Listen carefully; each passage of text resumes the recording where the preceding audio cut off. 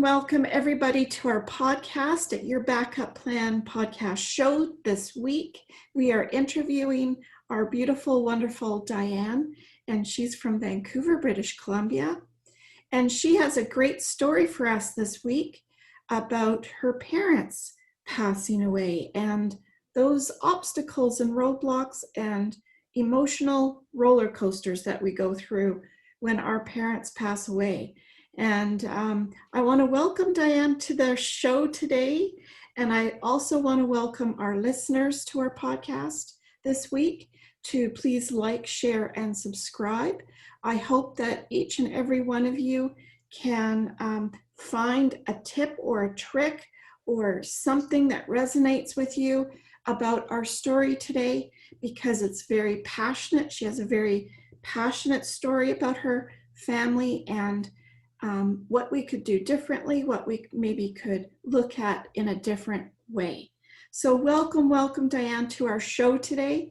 Thank you so much for having the interview, and you have so much to tell us, so go right into it. Tell us what you're all about.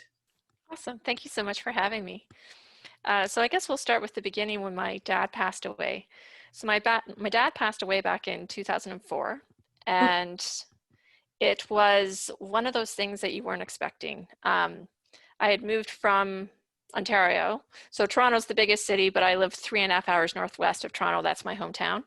And Detroit is probably the biggest, closest US city, I'd say, to where my hometown is.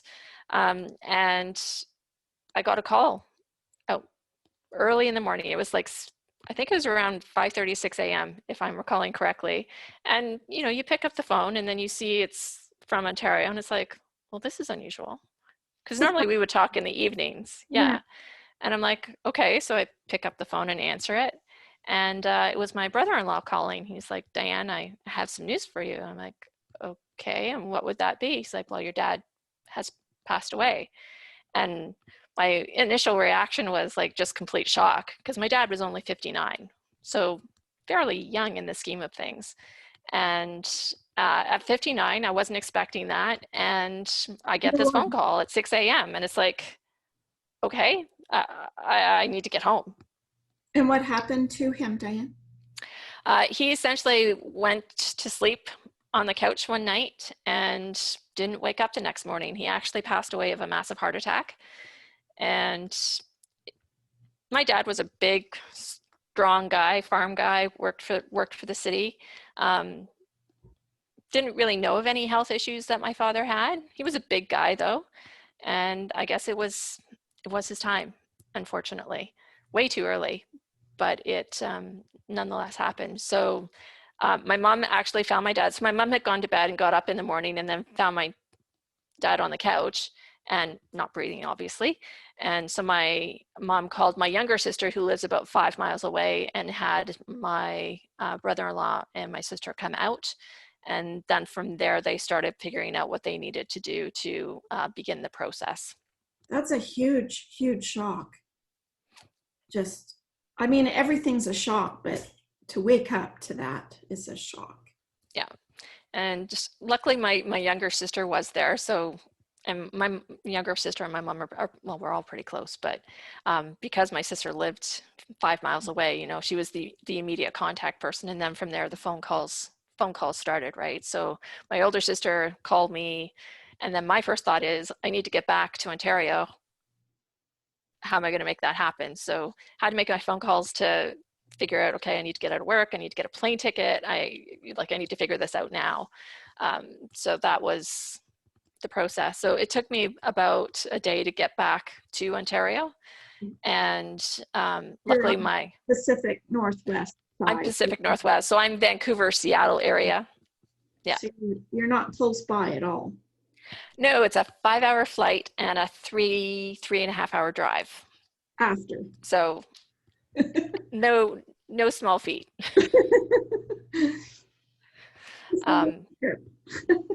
Yeah, but that's kind of how it started. So my mother and father-in-law picked us up. I had gone back and they took me directly to my mom's house, and there was a bunch of neighbors who were around. My mom has a huge family, so her sisters had come, like really supportive family network. And of course, my younger and older sister were there as well with their families. So it was very tough getting out of the car and giving my mom a hug. Yeah, because it comes to realization, right? That it does. You know, There's a it's kind of like when you're a kid at school and you had something really horrific happen at school and you get home and you didn't cry, you didn't cry, you didn't cry. And then all of a sudden, when you see your mom, you just burst into tears. yeah. It's like that weird sense of breaking down at that point. That is so very true. And it hit me hard when I got out of the car and realized, oh, this is it. Yeah, this is actually true. What there, it's not a dream or a No. nightmare. Yeah.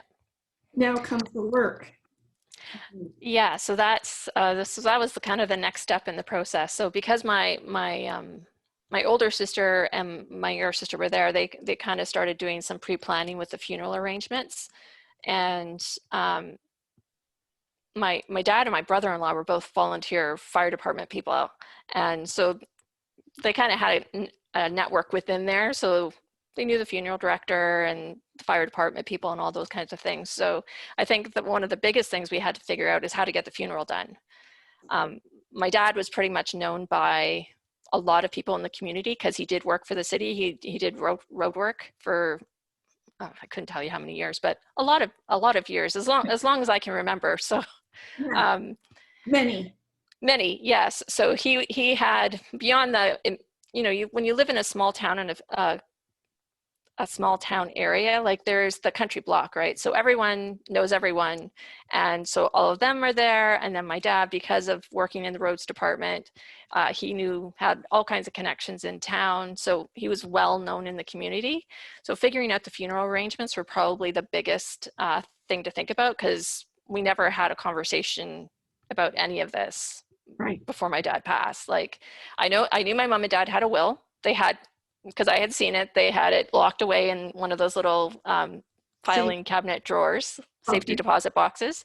So that was in the house, and of course the lawyer had a copy of it as well. So they had done that piece, Okay. but they hadn't done anything in terms of thinking about funeral arrangements, in terms of cemetery plots, desire for casket.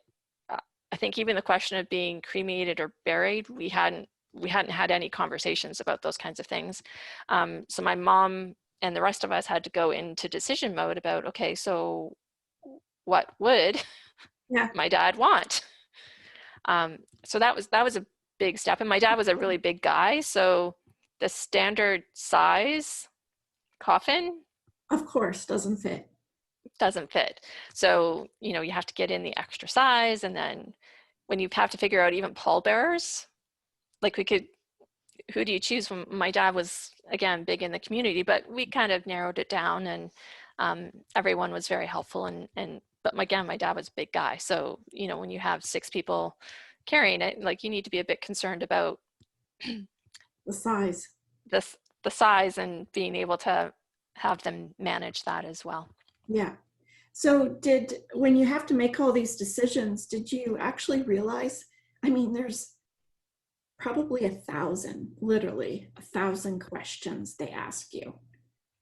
Yep. There's what picture do you want to use? What needs to be in the obituary? Pictures that you want to use for the funeral itself, like what music do you want to choose?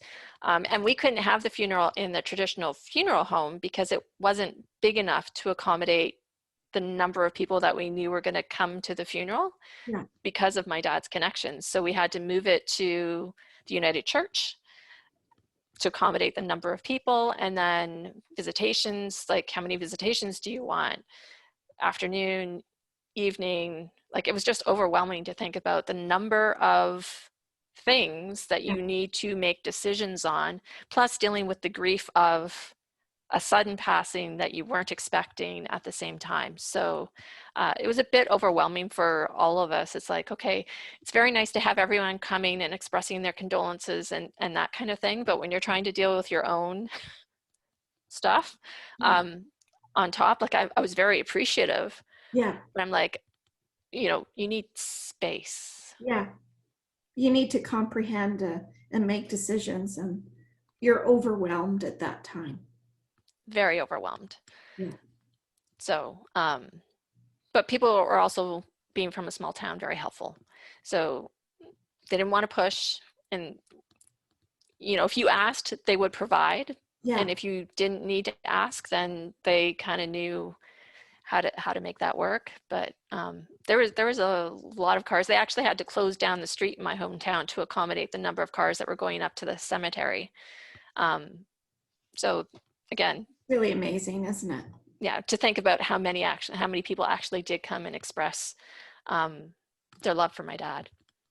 So, of course, we have to get through that. But then when you get home after all of that's over, there's so many other things that your mom and all of you have to think about Yeah. as well. So my mom and dad did have a conversation about, in the will, they had kind of stipulated what would happen if my mom or dad went first, and they had a will. And that was kind of the easy part, is like, okay, well, if my dad dies, then everything's going to go to my mom. And if my mom dies, everything will go to my dad. I mean, that part was fairly straightforward in the will in terms of specifications. And there wasn't really anything else to consider at that point. So the will piece was fine, but then dealing with the fact of, where did my mom want to stay? Yeah. Does she want to stay there? Does she want to move?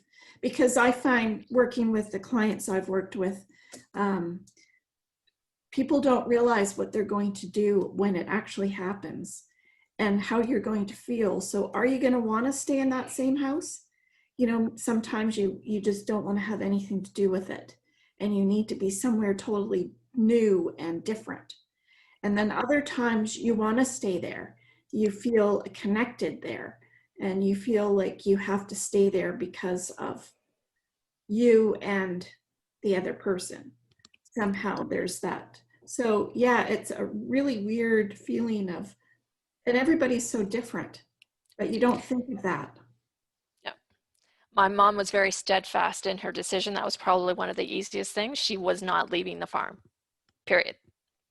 No, there was like absolutely no discussion about it. She's like, nope, I've lived in this house since it was like mid 60s, early 70s. And she was like, nope, this is where we lived. Like, this is my home. I'm not going anywhere. I'm staying here on the farm. We had moved to a cash crop operation, and my dad had actually rented out the land to one of the neighbors. So that had already been in place, and my mom decided that she was just going to keep renting out the land, Keep it going the same. and keep it going the exact same way. So no change there. But she was going to stay in the house, and that was my mom's decisions, and I completely respected her for it. I mean, she was approached by other people saying, do you want to sell the farm? Which I think my mom was a little bit irritated by. She's like, no, I am not leaving this farm. This is where I'm staying put. There is no discussion about this. I'm going to be fine on my own. And she was. That's awesome. Did it enable her to have a little bit of income then, and support her from the farm? Yeah, it managed to keep her going. And then because my dad had worked for the city, there was kind of the pension and all of that kind of stuff kicked in. Yeah. So from a financial perspective, my mom ended up being fine. There was enough money to support her. She was trying to think, when my dad died, she hadn't quite, she wasn't retired at the time. So she kept working. And she was just working part-time, but she kept that up. And because I lived in a small community, the neighbors kept checking in on her. My sister kept regular checks on her. And I must give kudos to my younger sister and my brother-in-law, because they would actually go out and visit my mom regularly. And for any of the big jobs that my mom needed done, my younger sister and brother-in-law were there. So they would come out and help my mom cut grass. And when a decision needed to be made about what to do with the house, at one point the roof needed to be redone and those kinds of things, is my younger sister and my brother-in-law really stepped up to help my mom figure out those kinds of things. So my mom was literally a phone call away from having somebody to be able to bounce ideas off of and handle those types of things. Was she used to paying the bills and doing all of that financial stuff before? She had done the book work for the farm for as long as I can remember, so that didn't really change for her. That would be very helpful. Yeah, so she had this like master book, and she kept track of all of the expenses going out and all the income coming in, and she knew how to balance the books and that kind of thing. So she had been doing that, and that just kept going for her. What she didn't like doing is going, and she liked being the person who went into the bank. So when they introduced like ATM stuff and all this kind of stuff, she's like, no, I'm going to the bank. I'm going to drive to the bank. I'm going to go up to the teller, because my mom would not touch a computer at all. She's like, nope, I am not going there. I'm like, I don't need one of those machines. I'll put it that way. There's not many tellers around anymore. No, no. But everyone knew my mom at the bank. And if my mom needed something, again, the bank, my mom kind of knew everyone in the bank. So if my mom didn't know how to do something, they would help her out. And there wasn't many times that happened, but it's like, well, how do I? Yeah. Did she find anything, or did you find anything difficult after that point when she started living her own life? Um, I think I talked to my mom probably a little bit more regularly at the start, especially after my dad died. And then we made sure that we checked in with each other regularly. And I mean, my biggest regret is I had to fly home after the funeral. Like I had to get back to my regular life, and I kind of wish I had been there to support my mom a little bit more than For like a month or two or yeah, something. like if I had been able to stay longer to help my mom, like even do, I think in the time that I ended up staying there, I think for at least a week or 10 days. So, we sorted through my dad's clothes, and, because there's all that stuff you have to deal with as well, right? Like there's drawers of pants and shirts and all that kind of stuff, and that need to be dealt with. So what are you going to do with these things? So Yeah, even making those kinds of decisions that's hard. It's really, is hard. Yeah. yeah, something you can't really do by yourself either. You Yeah, need because people. my mom and dad inherited the farm, so there was even a lot of remnants from my grandma and grandpa, because my mom and dad took over the farm, right? So there's even remnants of like grandma and grandpa Jameson stuff sort of in the house, and what are you going to do with that? Yeah, So yeah. all Was it decisions. difficult for her then after that kind of the ball started rolling and she was living her own life? Yeah. I think it took a good couple of months for her to actually make the adjustment. I think the biggest thing is when you've lived in a house with somebody for as long as they did, that not having my dad's presence in the house, and now you're by yourself and you're in this big old drafty farmhouse, like, okay. And especially in the wintertime when it gets dark at like, 4:30 at night. But my mom started this routine. Like she would go out for walks. She would visit the neighbors. The neighbors would invite her out to the Women's Institute for things. My aunts would, take my mom out for lunch and that kind of thing. So they made sure, the community and my family made sure that my mom had things to do. And I'm really appreciative of the fact that she did have all of that support, um, for as long as she did, because my mom passed away 2 years ago. Okay, so how long between that was that? So 2004, and my mom was on the farm until, or 2020. Uh, my mom died in 2018, right around Easter. So 14, say 14 years later? Yeah, and she developed her independence. I will say she was one of the most strong-willed women when she became completely independent from my dad. It's like, oh, I'm going here today. I'm like, okay, mom, good That's for a you. hard, that's a hard transition to make when you've been with someone for so long. Yeah, yeah, It's it's but then she kind of grew into it, right? She developed a little routine for herself. She would take walks around the farm, she would walk up, rural roads and that kind of thing. She'd go into town, get her groceries. She was still working. So she did all of those. She retired when she was like 65. So and she was done. She's like, "Yep, no, I'm done. I'm good. so Let's move on." what would you say that was difficult during that time? What would you say you could do differently, or what would you do differently? Because it happened, and they weren't really totally prepared. They had a little bit done, Yeah. but what would have made things easier? I think having a family meeting at some point, like maybe even when, I can't remember how early my mom and dad had created the will, Yeah. but I think just having a conversation with us saying, you know, these are what our plans are. Um, I'm sure my mom and dad had that conversation about being cremated or, you know, being put in a casket, um, but making us fully aware of that. I can't remember if I saw the will, but whether I could read the will and understand the will, like it's legal terms, right? It's like, huh? Mm, yeah. You know, even reading my mom's will, I'm like, huh? Yeah. I'm looking at it going, I don't get all this legal jargon. So what does that term mean? Well, Ontario is also different than BC. It's just like in the States. Every state would have a little bit different edge on their will Yeah, because it's different for each province and state or country for that yeah. matter. But so 14 years later, your mom was working still on the farm, living there, and then something else happens. Yeah, so that was another shock early in the morning, which I didn't anticipate. So yeah, it was another 6 in the morning call, essentially. So look at the phone, see it's my brother-in-law. I'm like, Oh, okay, they don't call at 6 a.m. So I pick up the phone and I'm like, hi, Rob, how are you? He's like, Diane, I have some news for you. I'm like, okay. He's like, your mom's gone. I'm like, oh,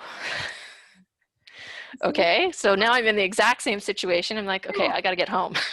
he was still young. Yeah, she was in her early 70s. So she was 71, I want to say, or 72. Gosh, Um, crazy. and it was kind of the same thing. My mom had gone to bed one night and didn't wake up in the morning. That is weird.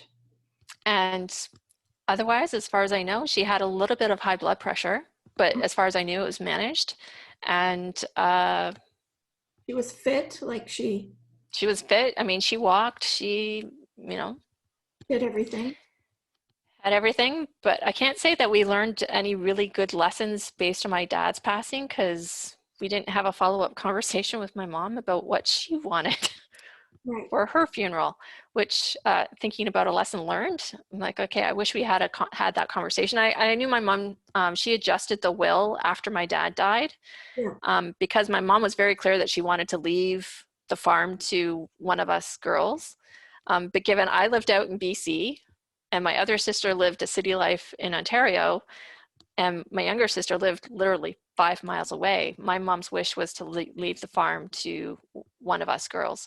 And my younger sister made the most logical choice based on that.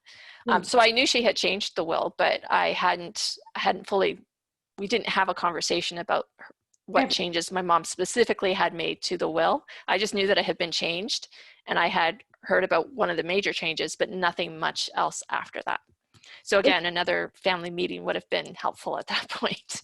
yes. And was she very open to discussing it? Like we have to remember some of the listeners out there might have parents that are very secretive and don't talk about their stuff, even to their own kids. So, sometimes family meetings are difficult, but I do push having a family meeting to, I think it would have been useful. I think my younger sister and my brother-in-law were involved in that conversation because they were helping my mom. So I think they had sat down with my mom at the lawyer's office and mom worked out what she wanted, and that was fine.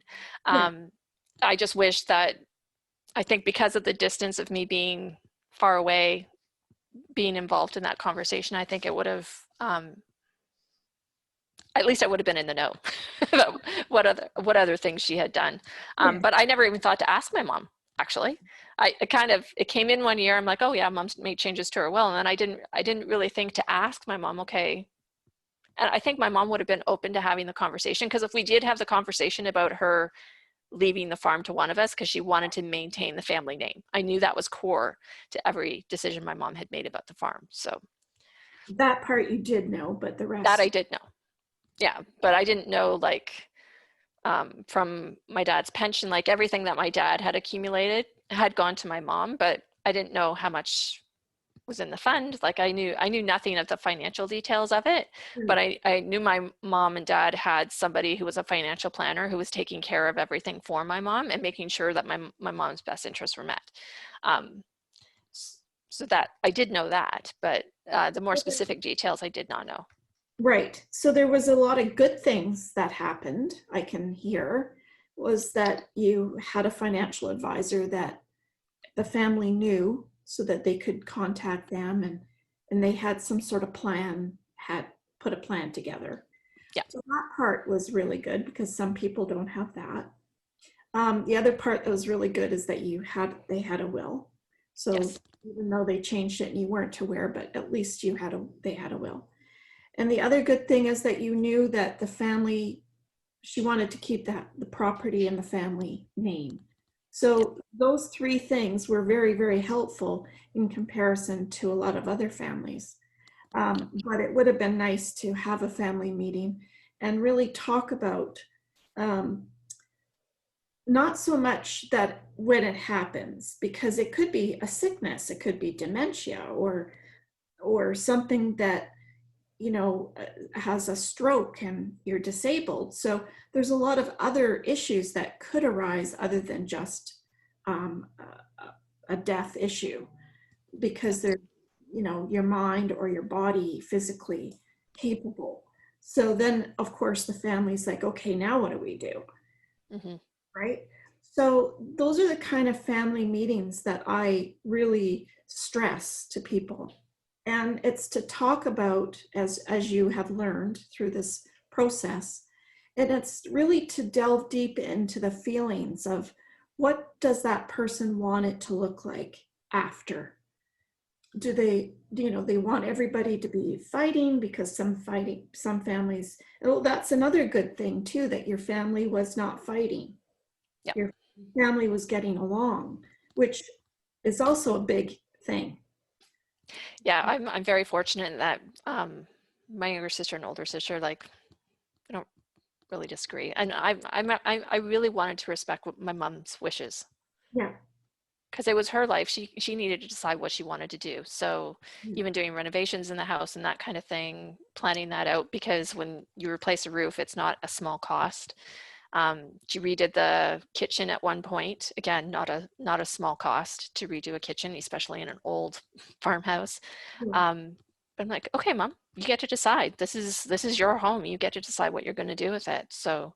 Um, so she would keep me informed of those kinds of things, and we do our calls and say, hey, mom, how are you doing, and that kind of thing. So maintaining that relationship, I think, is important Yes. going forward. I just wish I had been home more often than I did, because I've now made a point, now that my mom's passed, is to stay in contact with my siblings More. more, because I'm like, you don't appreciate what you have in front of you until something actually happens. Yes. You don't appreciate what you have until you miss it, Yeah. until it's gone. And so I think a family meeting would have been helpful, especially because you all got along with each Yeah. other.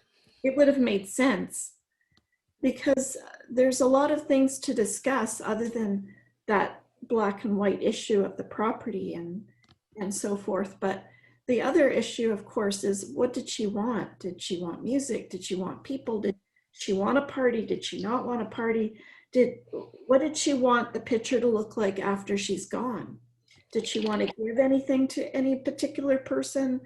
All of these questions that come up that you don't think of until the time is there.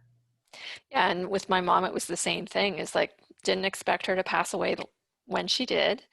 And although we now had, like, when we bought the cemetery plot for my dad, we bought both plots at the same time so my mom and dad could be next to one another, because that was really important to my mom.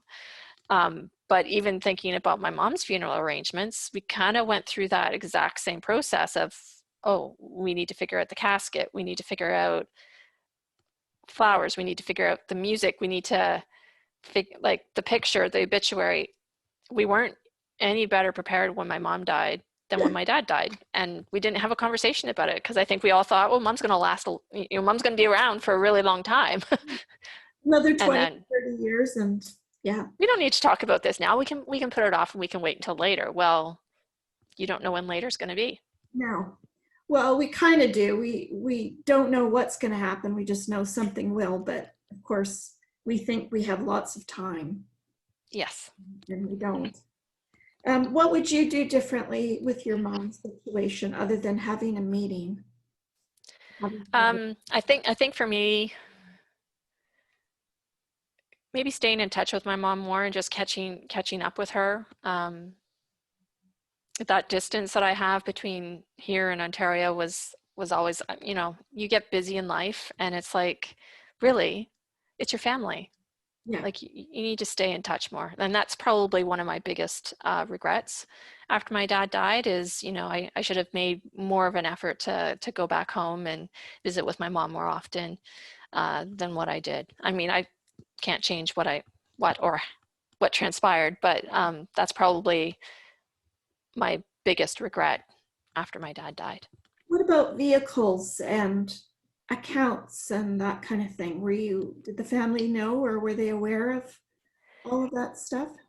So when my mom died, because my mom had such an awesome financial planner and my mom had clearly articulated like the farm was kind of going to my sister.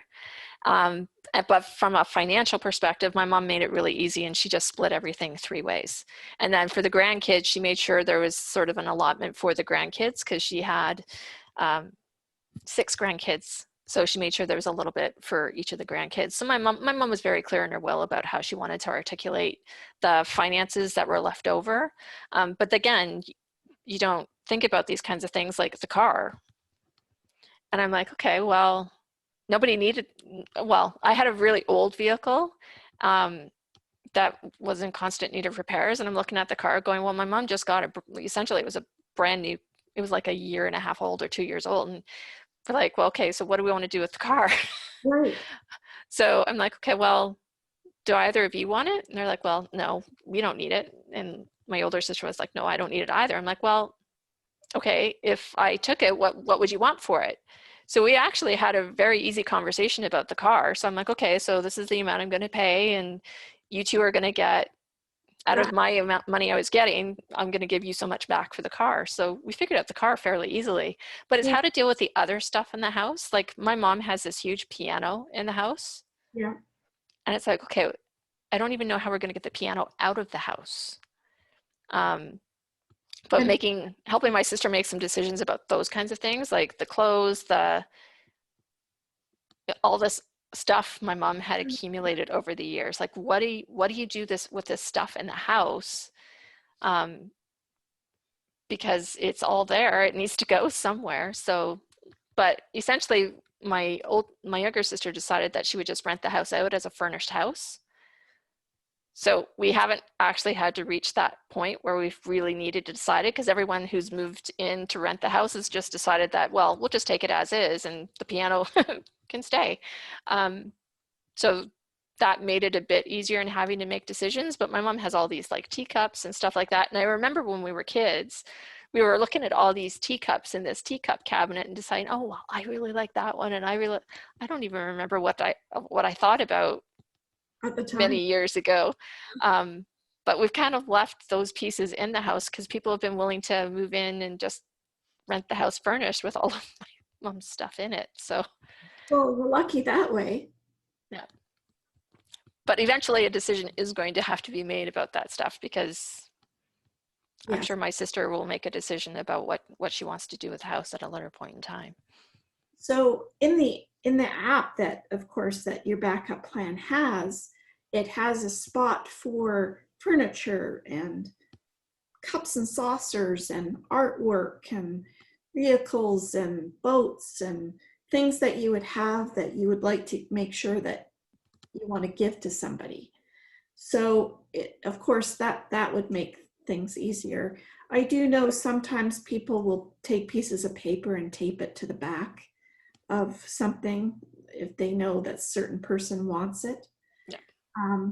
But of course, it's hard to have those types of conversations because as the person gets older, that's all they have.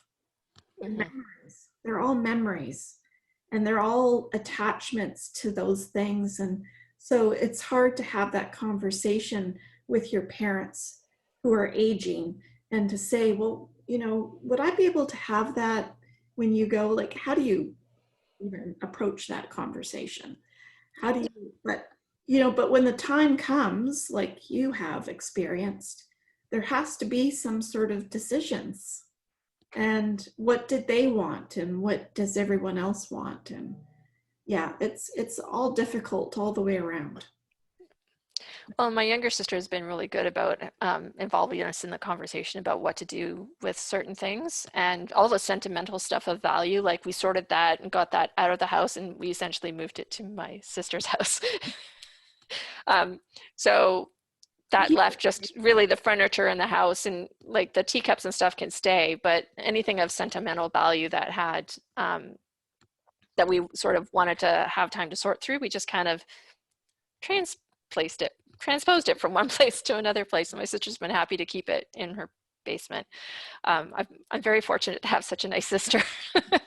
you're very lucky with a financial advisor with the family or your sister who lives nearby, knowing where the accounts are, because Yep. that's another difficult thing of maybe not knowing where your parents bank or only knowing one bank, but they actually have three banks or, you know, that kind of thing. So you're very lucky that way as well.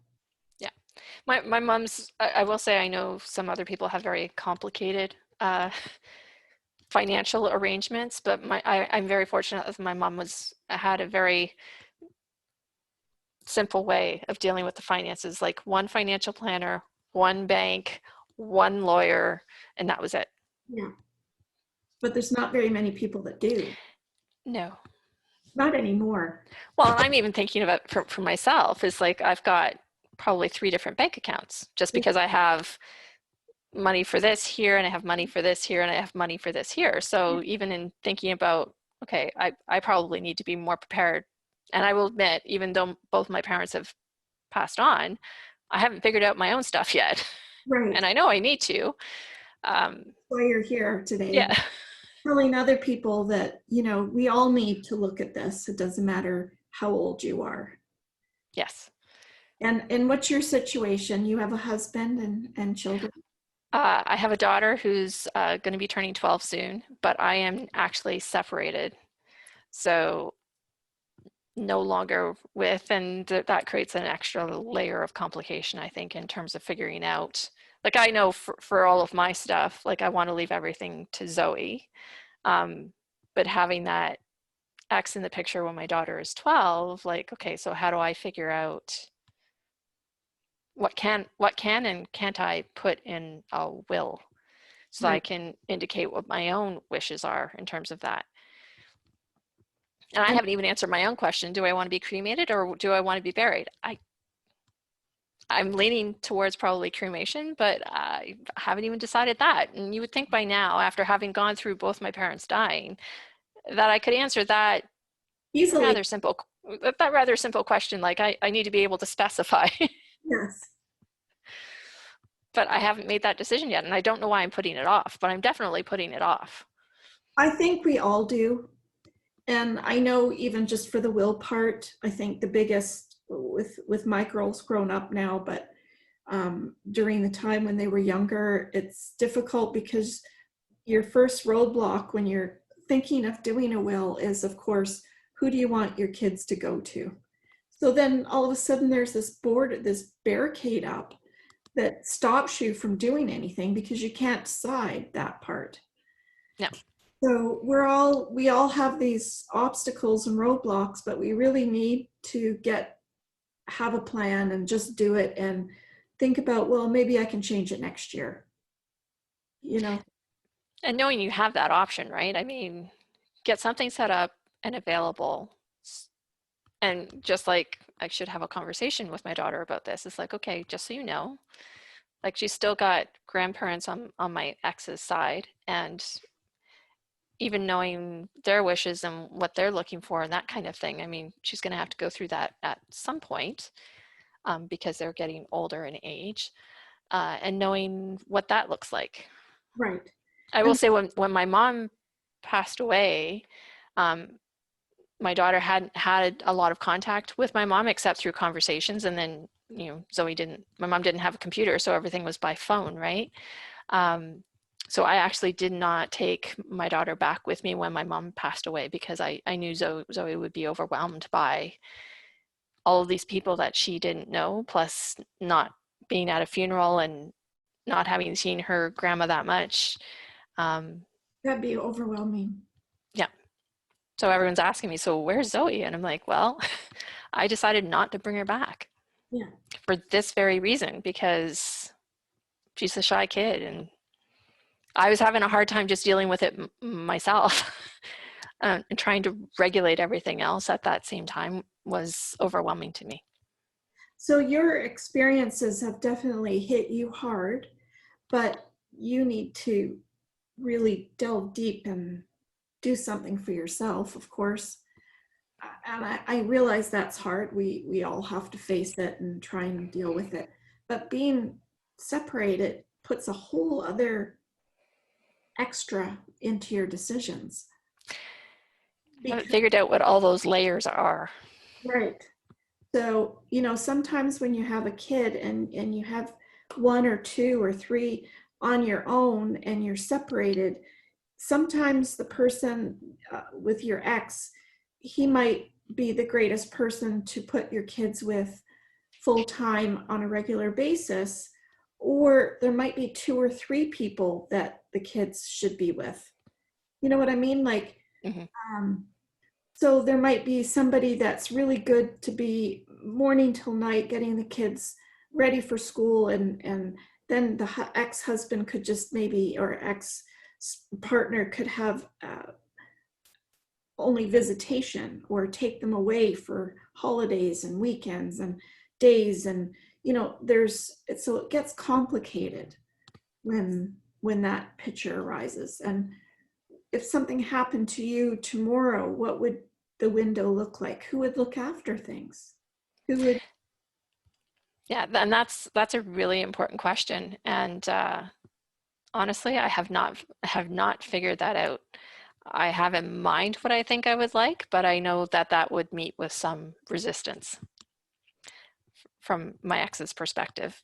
Right. And so navigating that particular, I haven't quite figured out how to navigate that particular area. And I think talking to a lawyer, to make a plan Yeah. and understanding what can and cannot be done, Right. um, needs to be managed to Yes. make it work.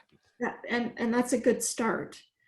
The other part that I always tell people with is that you have to have a discussion with your daughter, because what does she want? Yeah. And it's a hard discussion to have, but it's a fact of life. And I think they should also have a say in it, Yes. because maybe they want to be with someone else every day, morning and night, and they would rather just have the fun things to do with dad, or maybe they would want to be with dad full time, but they would want to know that they could go away with your best friend, or and that might be, they might have a daughter the same age and they could grow up together.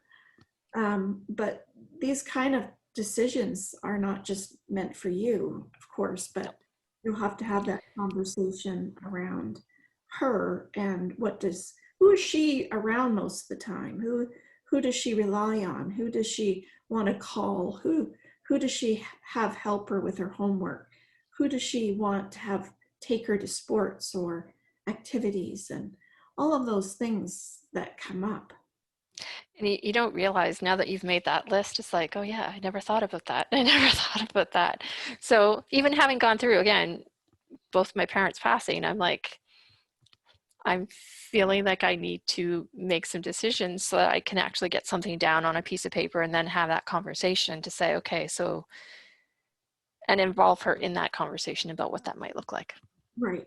And so with our VIP Facebook group, we will be having workshops, and it will allow people just like you or any of our listeners who have a situation similar to yours, where they'll be able to log in and have access to the workshops. And the workshop would be like a half an hour, something where moms and dads can fit it into their busy working schedules, but have an idea and steps to follow and say, okay, I'm just going to bite at this week. This month, I'm just going to take this and make some decisions about it. And then I'll go to the next step, because it's overwhelming.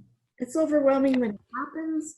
It's overwhelming when it's like, oh, okay, I thought it would be simple, but it's not.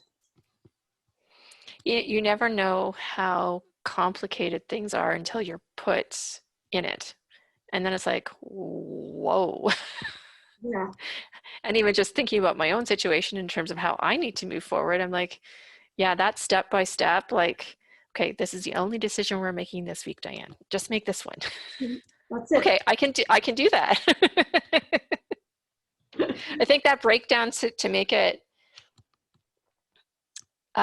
less overwhelming, and I mean, I only have one daughter, but I can imagine what would happen if you had 2, 3, Kids. 4 kids in the mix, in terms of that extra layer that comes with, okay, so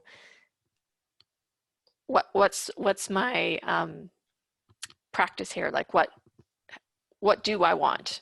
Like, Right. I'm really thinking about that. I don't think enough people spend enough time thinking about what they want to make those solid decisions to say, okay, so what's the principle you're following here? My mom was very simple. It's like equal distribution, fair and equitable. Right. Okay. But sometimes that doesn't work in a family. Sometimes that doesn't work. So, Or the family's dysfunctional, or there might be one person in the family that you have a brother or sister who's a drug addict, or there might be a situation where they might be disabled, one of the brothers or sisters, or like there's all sorts of different scenarios in the family. precisely. So being aware of what are those factors, and then how do you need to take those factors into account? Right. And I think that that's really important in terms of not only for my own situation, but for your listeners who have those extra things that they need to think about in terms of making decisions. Yeah. So I'm going to throw one at you, because having to make your own decisions for yourself and Zoe, but those can be done in steps. Now I'm going to throw another one at you. And what happens to your ex-partner if something happened to him? How would that influence the whole dynamics now? That would add another level of complication to the mix that I hadn't. I mean, I was just thinking about me and my bubble. Right. But there is that other side of things, like what would the plans be if something were to happen there?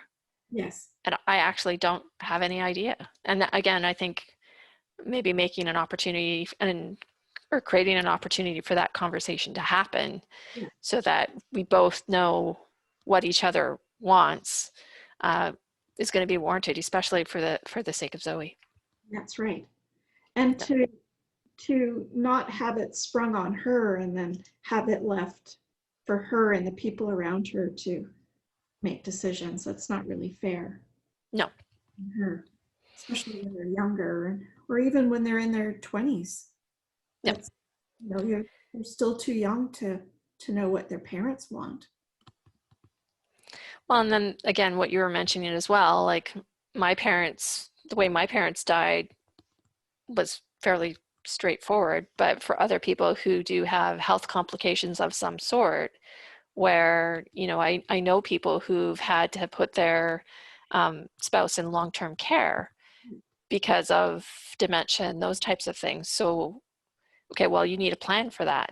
Yeah. Because if you need full-time care for that individual, then you have to look at what your options are and how you're going to make that financially feasible to make all of those things happen in the end. Well, that's right, because it might not be death. It might be a sickness or a disease. So we need to know how we're going to deal with that as well.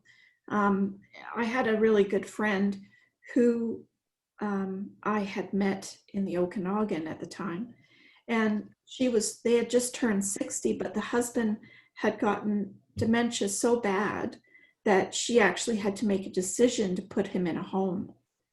And that really hit hard. And she said she took a year to decide that she was going to stay in her home and live her life the way she would want to live it.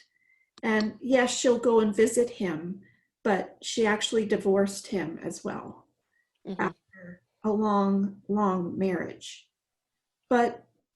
And she got a lot of flack from her friends and family about those decisions, but she had decided that being 60, it was still young, and she needed to have her own life and not be burdened down by this life that her husband had given her now with the sickness. And it was up to her to have her life back.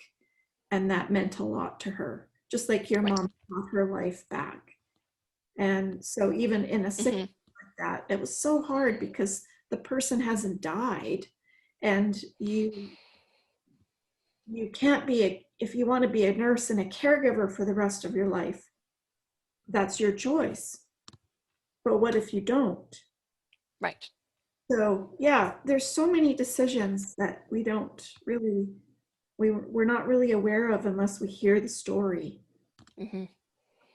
Well, and being aware of those kinds of things, like, okay, so if something was to happen to me and I was to get dementia in my later years, what would I want? Yeah. Okay, so thinking that through, what does that look like? So making those, even accounting for those kinds of things, I think is important in this day and age to make sure that, because when you look at the incidence of Alzheimer's, dementia, those kinds of things in the later years, like you keep hearing news story after news story of, like you need to be able to account for that, and what kind of care facility do you want to put them in? Knowing those, I think, are, and being aware of the costs associated with each of those as well, so that you can plan for it. Right. Or stay at home, or stay Yes. with family, or whatever that looks like. Yeah. Yeah. So many decisions that you didn't realize after experiencing these two things, that, you had all these things to think about yourself. Yeah, so now that we've had this conversation, like, okay, I need to start making a plan. It needs to be put in sooner rather than later, because you never know what's going to happen to you, right? I mean, you live your life to the fullest each and every day and maximize your life to how you want to live it. And then, but having that, as you say, your backup plan in place for, okay, contingencies. Yeah. These are the contingencies, and this is what I want to put in place to make sure that I've got those contingencies dealt with if something should happen. So I'm going to give you a scenario that's in the backup plan app, and that's just where, who pays your bills and how do you pay them? And they could be, credit cards and hydro and gas and mortgage, rent, property taxes, all of that kind of stuff.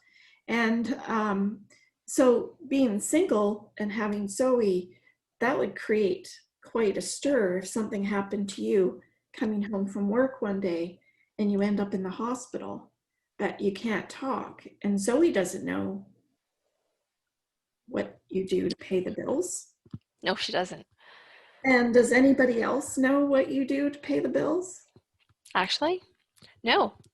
And that I need to rectify because, as I said, I have more than one bank account, Yeah. and I use the bank accounts for different reasons based on my current circumstances. So thinking about that, and being out here on the West Coast compared to the rest of my family being Ontario, who do I make, executor of my will? Do I choose a friend here in Vancouver for the immediate needs, and then, like I've heard in wills, like you make multiple contingency plans. So in the immediate case, this is what's going to happen. But then what's your backup to that, and your backup to that, so that you have like 3 or 4 things in place, so that you've Covered it. one of those things is going to be the right fit for the circumstance that you're in. But even choosing like, do I choose one of my sisters to be my executor for my will? They're back there. They have no idea what my life is here, like, really, in terms of what my day in, day out activities are. But choosing a friend from here, like, would they be willing to do that? Right. I don't know. They might be. And I'm sure most of my friends my age haven't even thought about it. No. I know I'm not the only one in this boat right now who haven't put something together to figure out, okay, this is what's going to happen. Absolutely. You're one of millions. And then if you don't have anything in place, then what happens? Well, can you imagine how hard it would be just to pay your bills, because everything's digital now?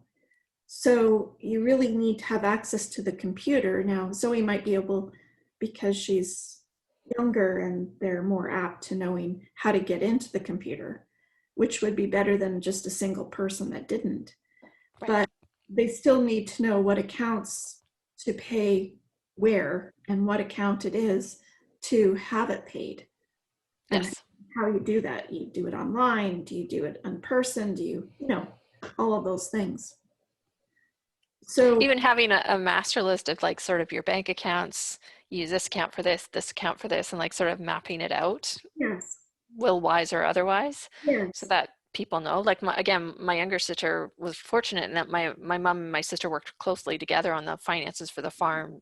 So she knew what the accounts were, and because my mom went to one bank pretty much all of her life, and she knew pretty much every single teller at the bank, right, they're like, okay, Helen, you're in here paying your hydro bill. Great. yeah, Because my mom wouldn't do online banking. But now I'm thinking, like, I do everything digitally. right. We Like, all I've very rarely ever, like, I don't even know any of the staff at my local bank. no, no, we never go in anymore. No, and you used to pay your property taxes in person too at the city hall, and you don't even do that anymore. So, and with COVID in 2020 now, we also do everything online more so than ever before. So it really, Zoe would be really wondering what the heck to do. Yep.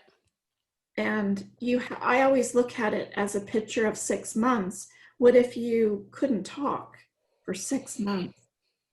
How does someone step in and just pay what has to be paid? Don't worry about the other stuff, just the important things that need to keep going moving forward. Yeah. So that you have your house when you come home, because that's a big, big thing. Yeah. If you don't have your bills paid, and somebody can knocking on your door any minute, like if you don't pay your mortgage for like 1 or 2 months, then They don't care. They don't care about your situation. nope. They don't care if you can't pay it or that you're in the hospital, or they They don't still expect their money regardless. care. Yeah. So we need to get that straight. That's for sure. That's hard for everybody to think about those things now, especially in the digital world. Yes. And of course, we have digital accounts too in many aspects that we wouldn't have before. So, with Xbox or Microsoft or casino games or anything that you might be on that attach money to, PayPal or accounts or any of those kinds of things. Social media.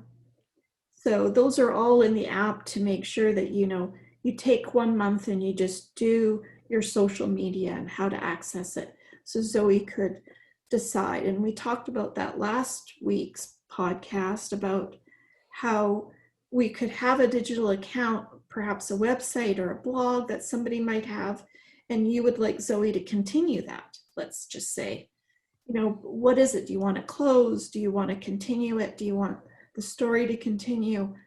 All of those kinds of things that we don't even think about.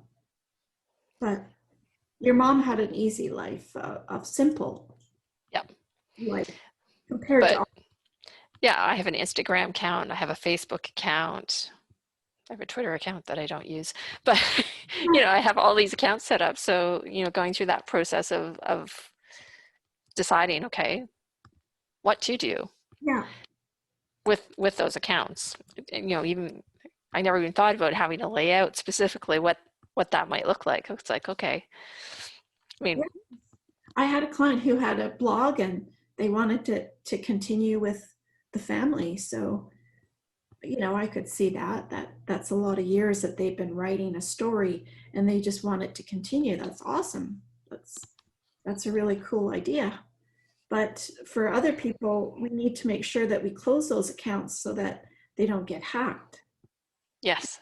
And or memories keep on coming up on the Facebook stream, and that's not fun either. Hmm. Having those memories come up. Yeah, so many things that you actually have to take into consideration. Like I'm thankful my mom decided to have the simple the Yeah. simple life, but my life is much more complicated than that. And those contingencies that you were just talking about need to be taken care of. Yeah, they need to be addressed at some point. But like I say, I just say bite it a little bit at a time, and maybe the workshops would help you out too, to have a bit of more guidance and to know that you're doing it right and that you're covering certain things and you're not forgetting, or whatever that might look like. And you can move on to step 3 and you can move on to step 4, and before you know it, it's all looked after. Yeah, I think that bite-sized approach to actually making that plan, even if it takes you 2 months, now you've got something written down, and it's getting formation as you go through, rather than, I think it's overwhelming to sit down and actually think about it all at once and like, okay, well, I gotta account for this, like, and the list just, it's not a list of like just 5 things, it's a list of like 25 things. And it's like, okay, well, now I'm overwhelmed. And the first thing you do when you think about getting overwhelmed is like, bye bye. I'm not dealing with this now. I'm going to go do this over here. That's much more fun. That looks pretty over there. I want to do that. Yeah. No, I think that would be very helpful. And I want to, did you have anything to add about, other that I've overwhelmed you now? No, it's perfectly fine. I mean, this has been sitting in the back of my mind, and every time I kind of think of my mom and dad's experience, like I'm glad we got connected, because thinking back on those 2 experiences and thinking, okay, well, their lives were relatively uncomplicated, mine being what it is. I do need to make some plans going forward, and now that it's at the front of my mind again, and now having talked with you on the podcast, I'm like, okay, so get it together and put something in place and have that conversation, Because at it's, least to get something down on paper, to get something started. even it takes 6 or 8 months. It's way more than you would have done if you hadn't have touched anything. And it's also way easier to have it all done and then just go back and revisit certain things every other year, or as your life changes, as you become maybe with a different partner or a different job, or you move, or your daughter's grown up, like things change, and then you review it at that time. But it's so much easier than when you start from scratch. Well, and when you think about the implications of having nothing at all in place and something happens, well, then you're in a real bit of a mess, because nobody's going to know what to do. No.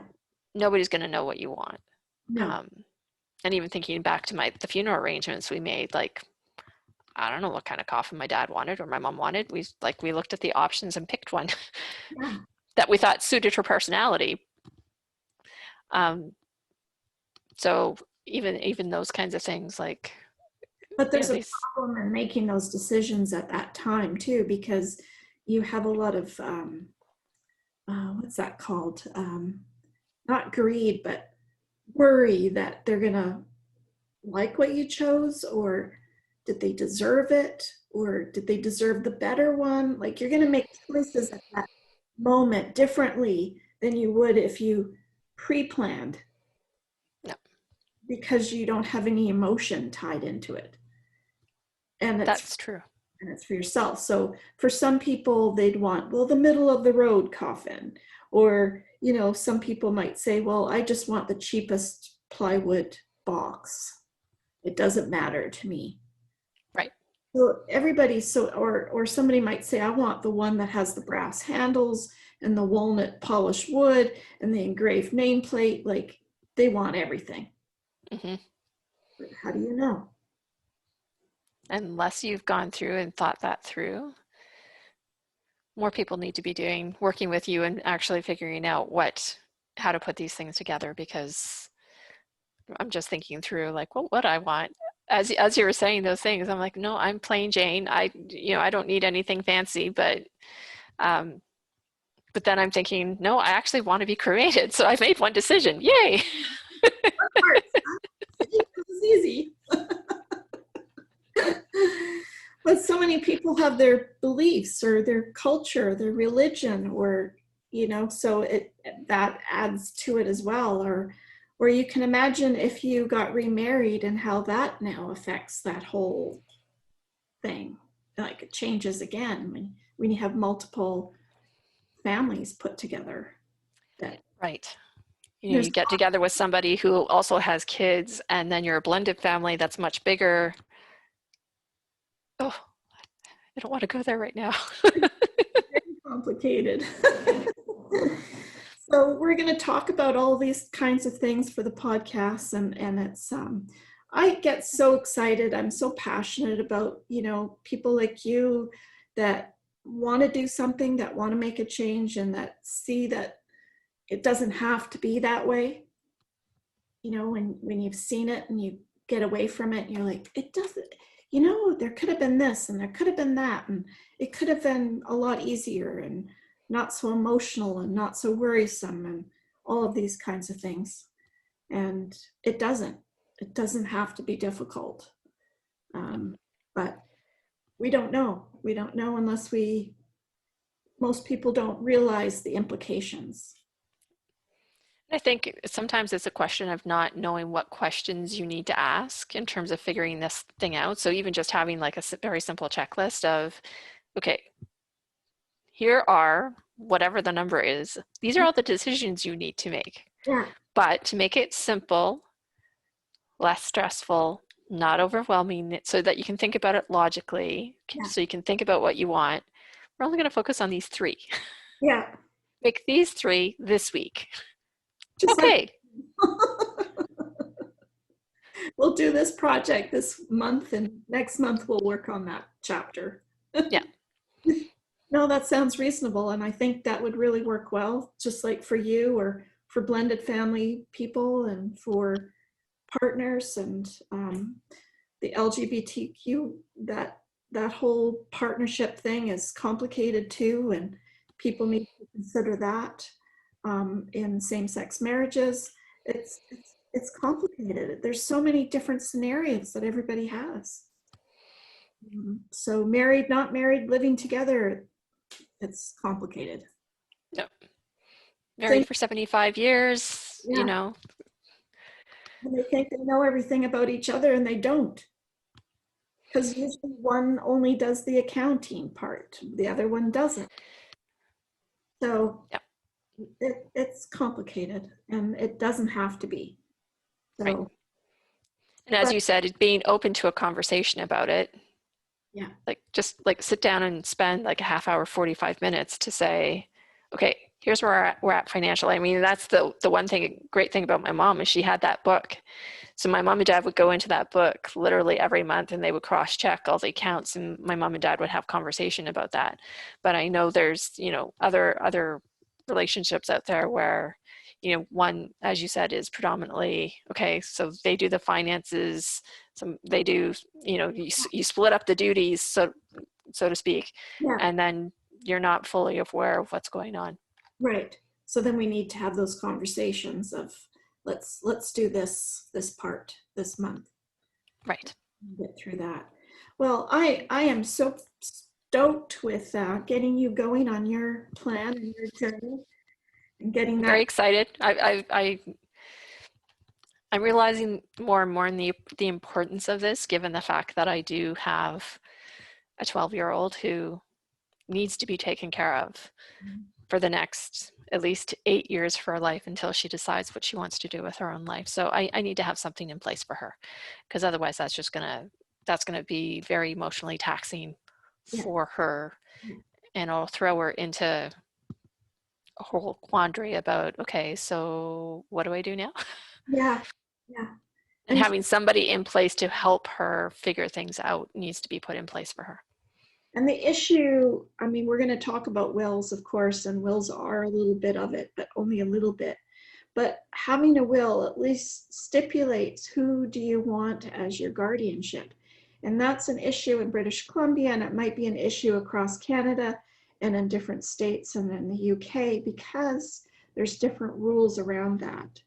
And who makes the decisions if you don't have a will and if you don't have a guardian put down in your will, then that, and I know in British Columbia, what it looks like is that the government steps in and makes a choice for you through an administrator that you actually pay through your estate. But they'll choose who's the best person for your child or children. And that's not really what I would want. I don't know if you would want that. Definitely not. It might not be the choice that you would want. Mm-hmm.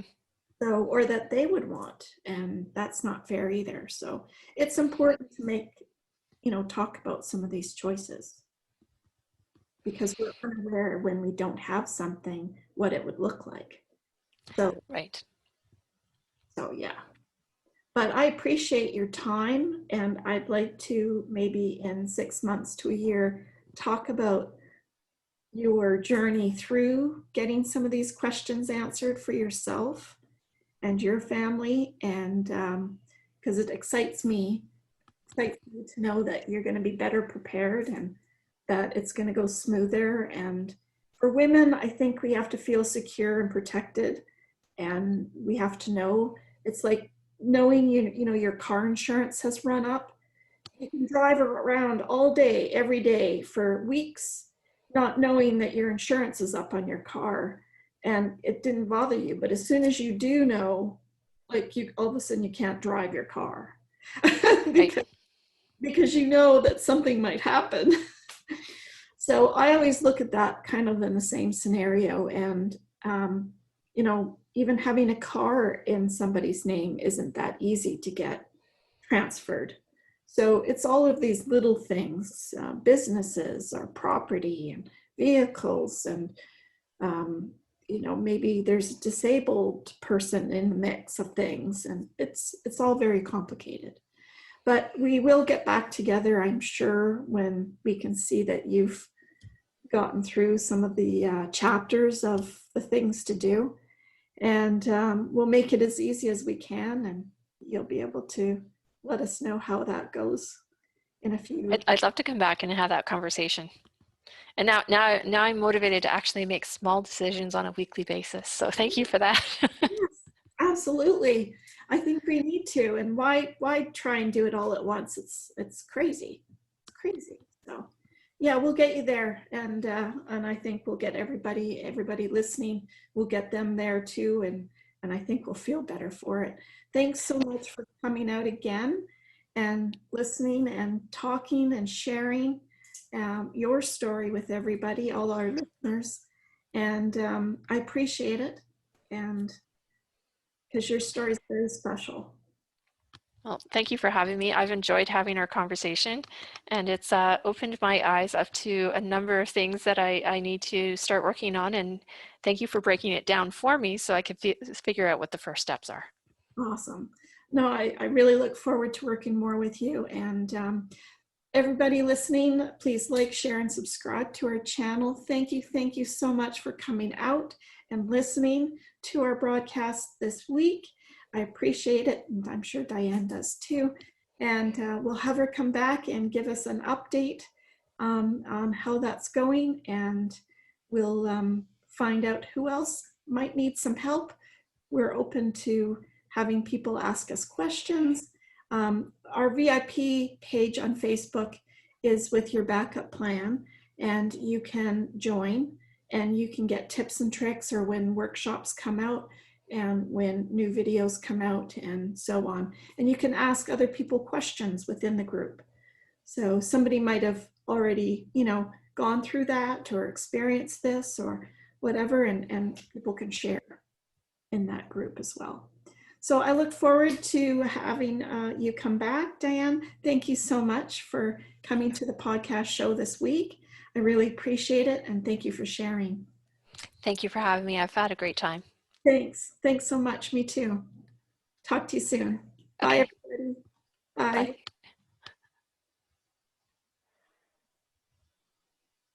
Where's the button?